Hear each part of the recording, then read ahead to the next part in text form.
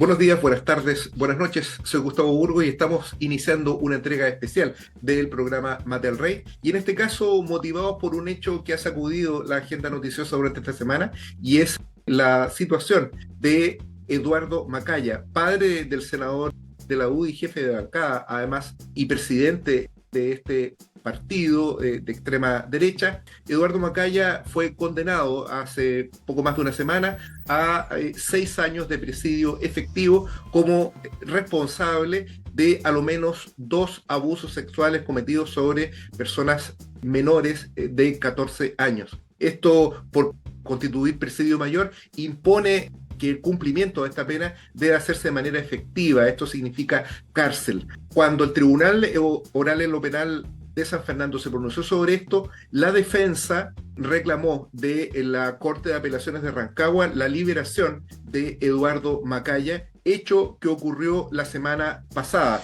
Macaya alcanzó a estar solamente algunas horas en la cárcel de Rancagua, lugar donde, según nuestras fuentes, recibió visitas inclusive en la noche, cuando absolutamente ninguno de los reclusos que se encuentran en cualquier penal puede recibir ningún tipo de visita debido a que se encuentran en fase de encierro. Como este señor, gozando de privilegios respecto de los cuales Gendarmería fue absolutamente dócil frente a sus requerimientos, recibió visitas inclusive en ese horario, hechos que motivan una investigación administrativa dentro de esta institución de Gendarmería en una cárcel concesionada como es la cárcel de Rancagua, una cárcel que es administrada por una empresa que administra casinos, que es la empresa Sodexo, y que tiene múltiples conexiones precisamente con la UDI, que es la que administra, para que se entienda, el penal donde en definitiva va a cumplir su condena Eduardo Macaya. Este hecho no lo dejemos pasar. Perdone que le interrumpa.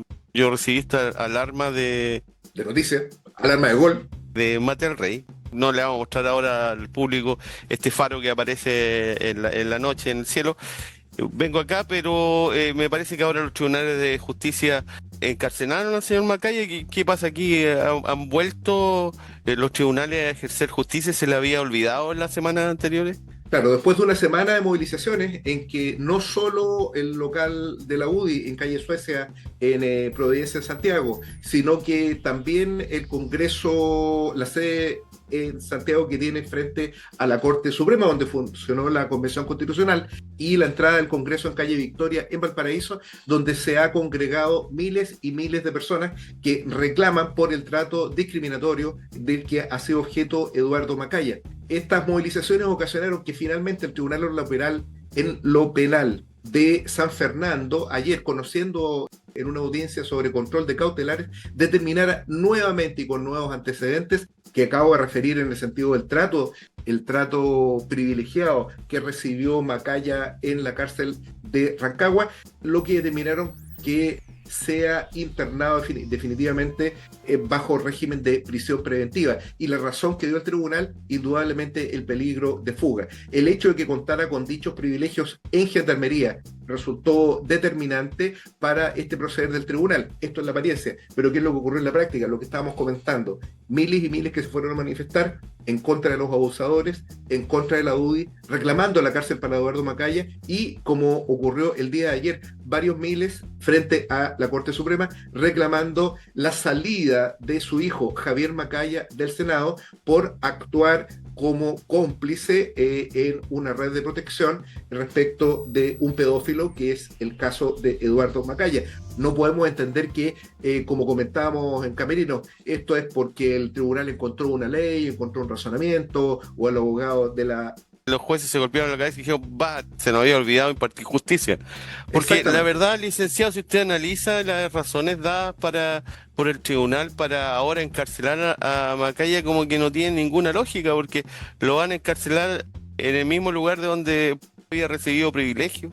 No tiene mucho sentido esa No tiene, lógica, ¿no? a ver, no tiene mucho sentido en varias dimensiones. Primero, de que es el mismo tribunal que vuelve a determinar la prisión preventiva de Eduardo Macaya. Esto es lo primero, porque este mismo tribunal oral ya había determinado su prisión preventiva, y esto fue dejado sin efecto por la Corte de apelaciones. No olvidemos ese hecho que determinó la reclusión domiciliaria. Él alcanzó a estar ingresó a la enfermería de mujeres en el penal de Rancagua, que se encuentra en la zona de La Gonzalina.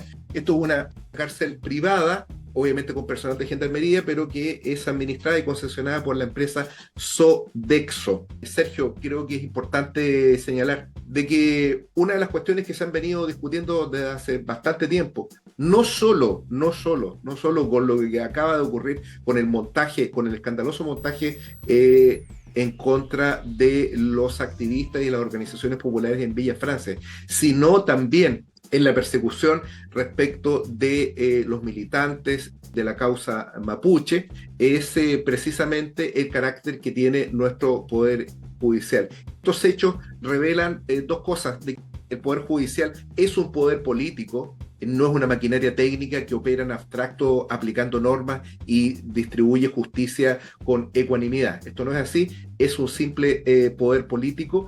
Esto ha quedado demostrado, por un lado, por el hecho de que ahora, después de todas las movilizaciones, se vean en la obligación de encarcelar a Eduardo Macaya, sino también en un hecho que también tuvo lugar esta semana, el martes, el Tribunal Oral en lo Penal de Los Ángeles absolvió a Ernesto Yaitul, Esteban Enríquez, Nicolás Reinao y otros compañeros a los que se les liberó de toda responsabilidad respecto de los hechos ocurridos en la Hacienda Paraguay, que se encuentra cerca de la localidad de Los Ángeles, en un proceso en el que operaron testigos protegidos y no había ningún tipo de evidencia que vinculara a los acusados con los hechos en materia de investigación, que fueron en la práctica... ¿Cuánto tiempo estuvieron detenidos?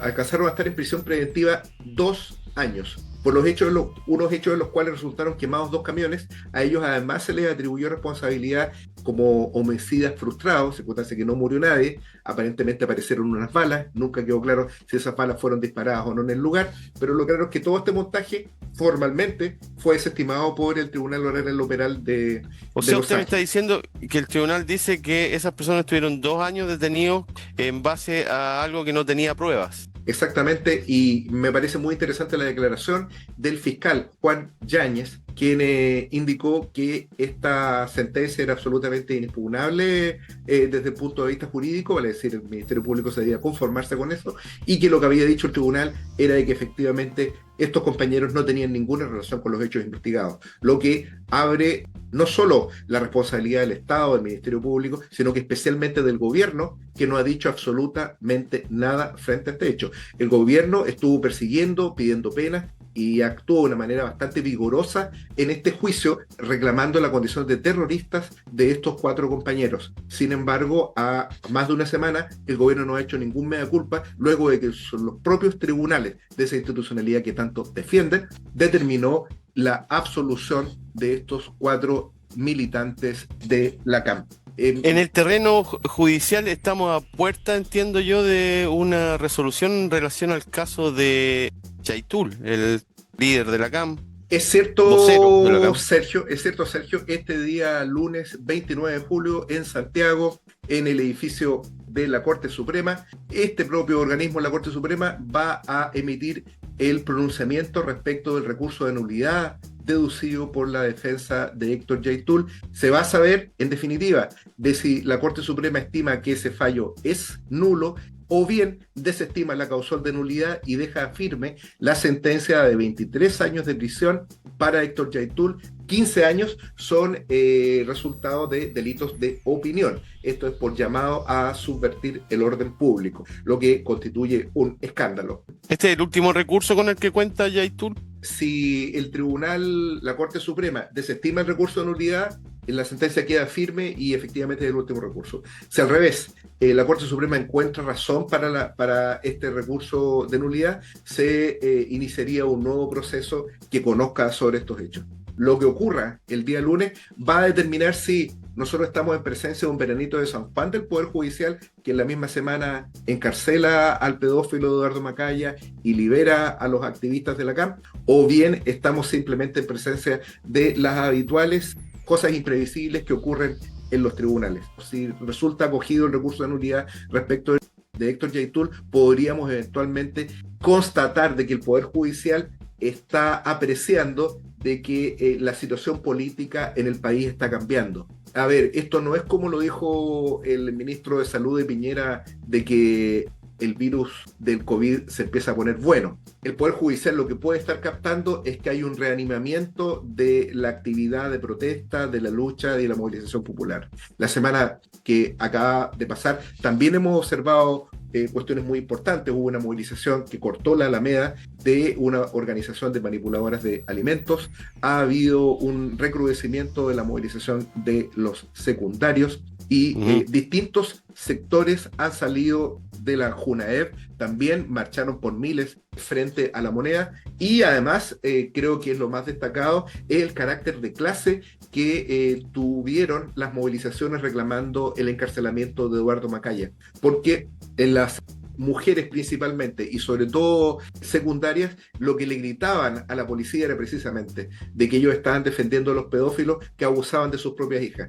Esta conducta de Eduardo Macaya, y como también se puede ver al analizar las conversaciones que tuvo él con el padre de una de las víctimas que salieron a través de los medios de comunicación, de que este hombre se manejaba con absoluta impunidad y que su única preocupación cuando fue emplazado por uno de los padres de las víctimas era que esto no afectara a su hijo. Vale decir, su preocupación siempre fue política porque entendía que esto era el ejercicio de atribuciones propias de su clase, que no solamente vive de la explotación de los trabajadores, sino que también se permite abusar sexualmente de los explotados y de aquellos que tiene bajo su control.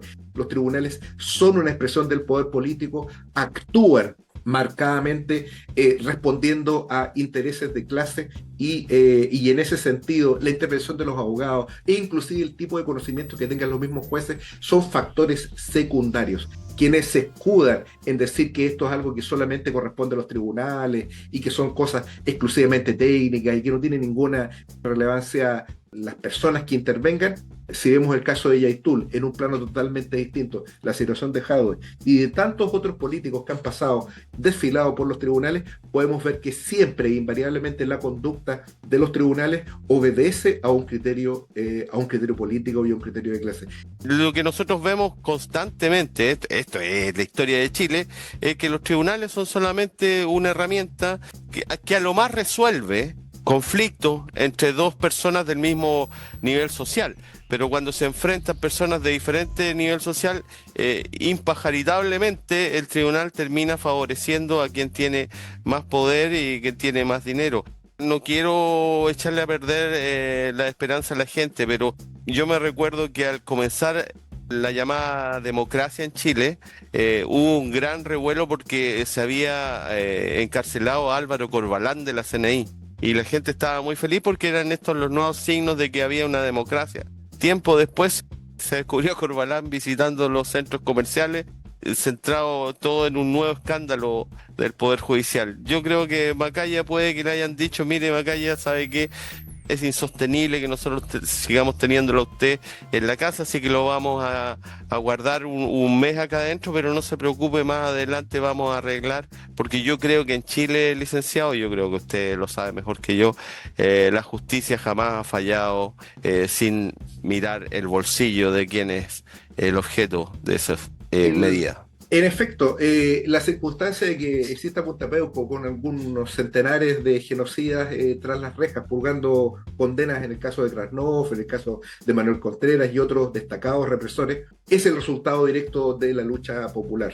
No olvidemos esta carta que le envió Patricio Aylwin a la Corte Suprema recomendándole hacer a un lado la ley de amnistía y hacer una interpretación en beneficio de los tratados internacionales en materia de derechos humanos. Vale decir, fue una decisión política la que hizo que ese mismo Poder Judicial, esa misma Corte Suprema, que por miles rechazó los recursos de amparo que terminaron con miles de detenidos desaparecidos en nuestro país. Esa maquinaria represiva de la dictadura no habría podido funcionar con la eficiencia que funcionó si no hubiese sido con la colaboración de los tribunales de justicia.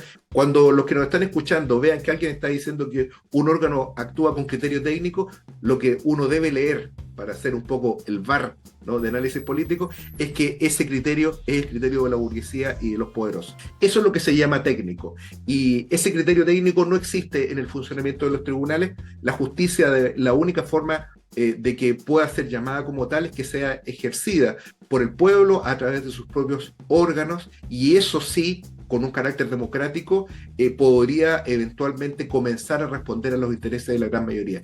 Quizás como consejo usted entonces hacia un líder social cae preso o está detenido y va frente a los tribunales, usted le recomendaría, en vez de andar buscando un buen abogado, es que se busque un buen soporte a nivel social y que hagan efectivo ese soporte en las calles. Parece que da más resultado que los abogados. Perdone, no estoy atacando la profesión. Por ponerlo en términos Alimenta a muy, su familia con eso, pero hay que hablarle a la gente con la verdad también. por ponerlo en términos muy empíricos, sí, yo diría que lo más importante acá es entender el papel que juegan las instituciones, y los tribunales de justicia no escapan al papel que pueda jugar el Parlamento, que puedan jugar las Fuerzas Armadas u otras instituciones del Estado. Juegan siempre para el mismo patrón. Así que bueno, esta pequeña nota especial sobre el caso Macaya y los tribunales de justicia. Muchas gracias a Sergio Riseman por el apoyo, por haber estado acá, al equipo de producción de Mate el Rey, y nos vemos en una edición de Zoom Deportivo que harto lo está reclamando nuestra audiencia. Nos vemos entonces y hasta la vista.